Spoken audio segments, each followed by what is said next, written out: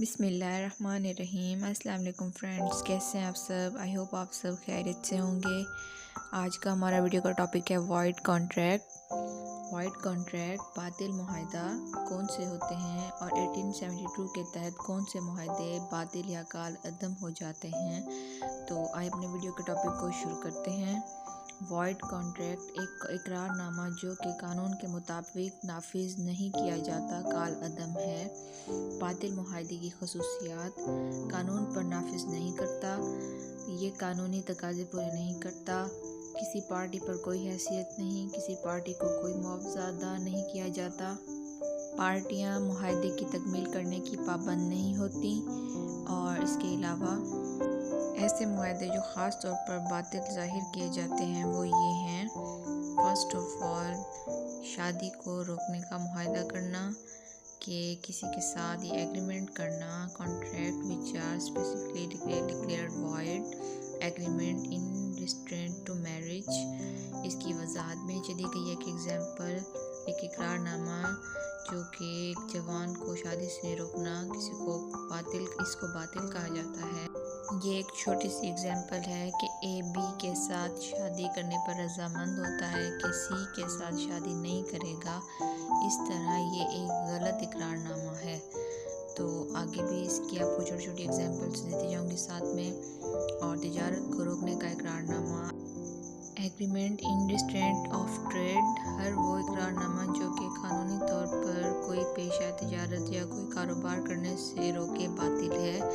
جہاں دونوں پارٹیاں غلطی پر ہوں کا اقرار نامہ، agreement where both parties are at mistake۔ اگر دونوں پارٹیاں غلطی پر ہوں حقیقت میں تو ایسا اقرار نامہ بھی باطل ہے۔ شرط بازی کے طریقے کا اقرار نامہ بھی وائڈ ہوتا ہے، باطل ہوتا ہے۔ اور اس کے علاوہ آگے بھی اس کی اور ڈیٹیلز دی گئی ہیں کہ جب ایک تو غیر یقینی طور پر انسرٹینٹی پائی جائے ایک کانٹریکٹ کے اندر، ایک اقرار نامے کا مطلب صاف نہیں، قانون کے مطابق ٹھیک نہیں ہو تو بھی وہ وائڈ ہوگا۔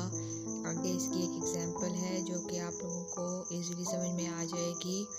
مطلب اے بی کو اپنی کار 1,00,000 یا 50,000 میں بیچنے پر رضامند تھے دونوں، لیکن یہ وضاحت نہیں ان میں سے کون سی قیمت ہے، تو اس طرح کا اقرار نامہ بھی باطل ہے کہ نہ پتہ چل رہا ہے کہ 1,00,000 کی بک رہی ہے یا نہ پتہ چل رہا ہے کہ 50,000 کی بک رہی ہے، تو اس طرح کا اقرار نامہ بھی وائڈ ہوگا۔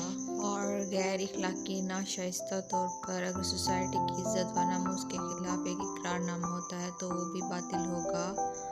اور اس کے علاوہ غیر قانونی مقصد unlawful objects پر کوئی اقرار نامہ ہوتا ہے، یا دھوکہ دہی کا مقدمہ، اور اس میں دھوکہ دہی کا مقدمہ ہے اگر ایک اقرار نامہ دھوکہ دہی یا فراڈ کی سوچ پر کیا گیا ہے تو دھوکہ دہی کے اقرار نامے کو بھی باطل کہا جائے گا۔ اور نیکسٹ پوائنٹ یہ ہے کہ دوسروں کو زخمی کرنے کی نیت سے کوئی اقرار نامہ کیا جائے کہ کسی شخص کو یا اس کی جائیداد کو نقصان پہنچایا جائے گا تو ایسے اقرار نامہ بھی وائڈ ہوگا۔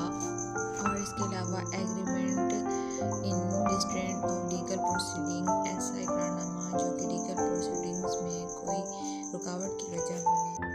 کچھ پوائنٹس پر لوگوں کو قانونی طور پر حق حاصل ہوتا ہے، ایسے اقرار نامے جو ہوتے ہیں باطل نہیں ہوتے۔ ایک اقرار نامہ جو کہ قانونی طور پر جلوس نکالنے کا حق ہے۔ اور نیکسٹ جو ہے ایک اقرار نامہ جس کے لیے وقت مقررہ پر اپنے معاہدے کو نافذ کرنے کا حق رکھتا ہے۔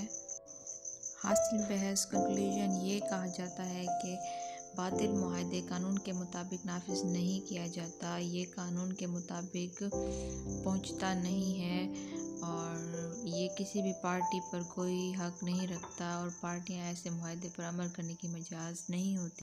اس طرح باطل معاہدہ کوئی معاہدہ نہیں ہوتا۔ تو آئی ہوپ آپ لوگوں کو اس ویڈیو سے ایک انفارمیشن ملی ہوگی اور وائڈ کانٹریکٹس کے بارے میں پتہ چلا ہوگا کہ کون کون سی جو پوائنٹس ہیں وہ کانٹریکٹ کو وائڈ بنا دیتے ہیں۔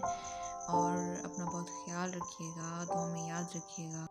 ٹیک کیئر، اللہ حافظ۔